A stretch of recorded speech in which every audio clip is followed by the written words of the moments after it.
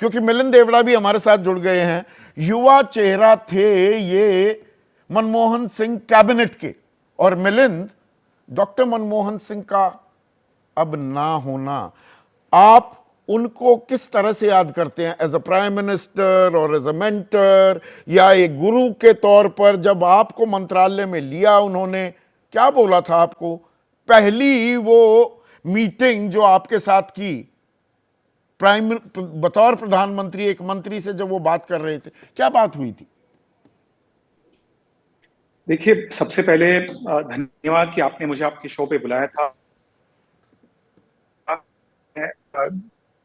मेरा बहुत ही सौभाग्य था कि एक प्रकार से कि मैं डॉक्टर मनमोहन देवरा जी और डॉक्टर मनमोहन सिंह जी के साथ बहुत ही एक गहरा पारिवारिक संबंध था। जब डॉक्टर मनमोहन सिंह जी आरबीआई के गवर्नर हुआ करते थे, मुंबई में रहते थे उस वक्त, और मेरे स्टडीज से लेकर कुछ ही समय तक मैं हमेशा हर इशू को लेकर व्यक्तिगत सलाह लेने के लिए, राजनीतिक, प्रोफेशनल, सार्वजनिक काम के बारे में जब मैं उनसे सलाह लेता था, मुझे उनसे मिलने का, उनकी एडवाइस लेने का, प्राप्त करने का बहुत हमेशा एक प्रकार से सौभाग्य एंड अपॉर्चुनिटी, अवसर मिलता था। और मेरे पास बहुत सारे ऐसे उदाहरण हैं जो मेरे दिमाग में आ रहे हैं, लेकिन मैं एक बात गर्व से कह सकता हूं और पूरी कॉन्फिडेंस के साथ कह सकता हूं कि मनमोहन सिंह जी एक बहुत ही हम्बल व्यक्ति थे। उनमें कभी भी मैंने असुरक्षा या अहम की भावना नहीं देखी।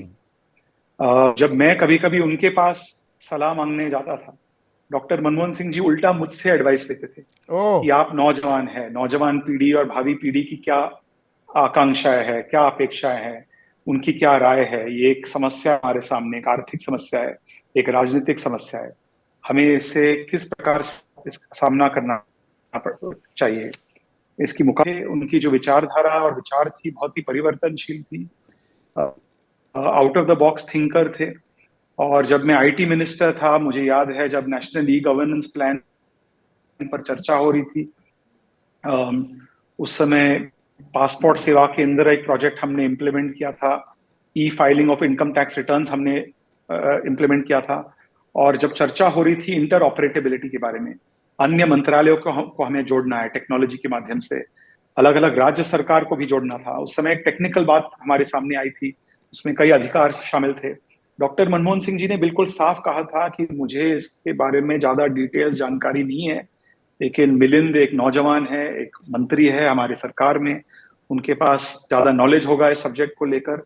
आई differ the decision to him, क्या बात है, क्या बात है। देखिए, ये चीजें, बहुत बहुत शुक्रिया मिलिंद। और ये आपने जो साझा की है, इतना बड़ा आदमी एक युवा प्रतिभा के साथ मुखातिब है, उसे मंत्री बनाया है कि भाई वो ज्यादा जानते होंगे, उनसे सुनने को तैयार, उनके विचार सुनने को तैयार। यहां पर कोई थोपा थापी का काम नहीं था। और इसीलिए योगेंद्र, आप अगर अपनी बात जारी रखें, मनमोहन सिंह सही मायने में सरदार थे।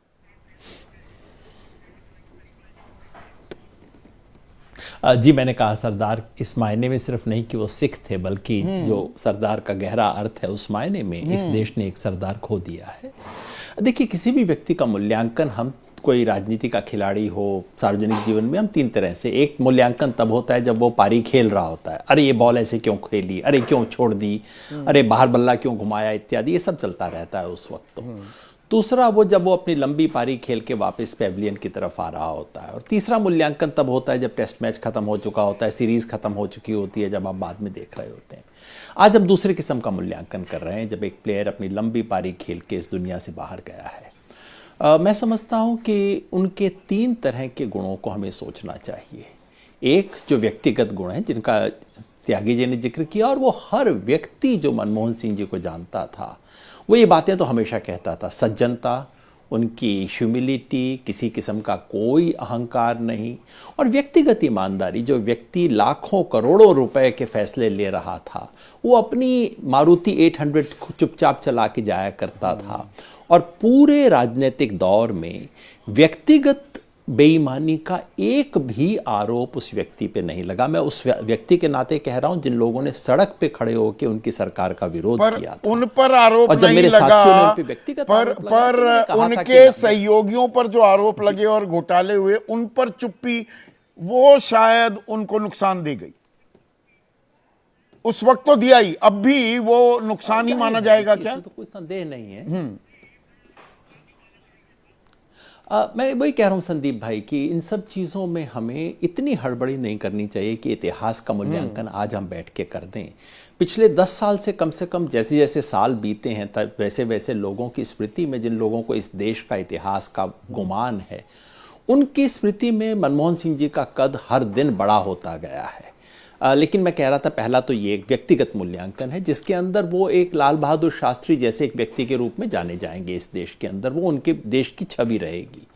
दूसरा है उनका जो सार्वजनिक व्यवहार था, व्यक्तिगत गुणों को अब आप छोड़ दीजिए, सार्वजनिक व्यवहार, उसके बारे में भी 2-3 चीज़ हमें नोट करनी चाहिए। पहला ये कि अपने विरोधियों के साथ किसी किस्म का कोई गिला शिकवा नहीं, और बदला लेने की तो बात आप छोड़ ही दीजिए। 2 बातें जो उनके बारे में याद बार बार करवाई जाती हैं, जब जेएनयू के विद्यार्थियों ने उनके विरुद्ध प्रोटेस्ट किया और जेएनयू एडमिनिस्ट्रेशन ने कुछ फैसला किया कि इनके खिलाफ कार्रवाई करेंगे, और ये बात मैंने उमर खालिद ने लिखी थी। नहीं, वोल्टेयर को उन्होंने मशहूर फिलोसोफर, मैं यहां पर बता दूं दर्शकों को योगेंद्र भाई, मशहूर फिलोसोफर वोल्टेयर को कोट किया। उन्होंने कहा, I may disagree with what you have to say but I shall defend to the death your right to say it। ये प्रधानमंत्री कह रहे हैं वहां पर कि आप और सिर्फ डायलॉग कीजिए। नहीं दिया उन्होंने,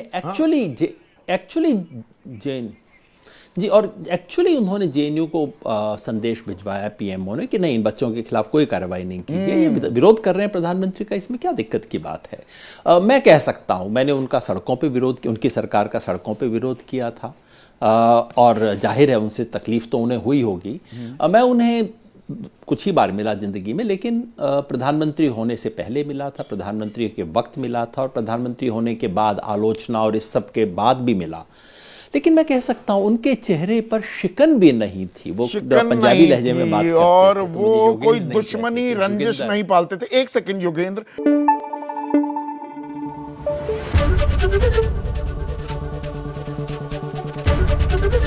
एबीपी न्यूज आपको रखे आगे।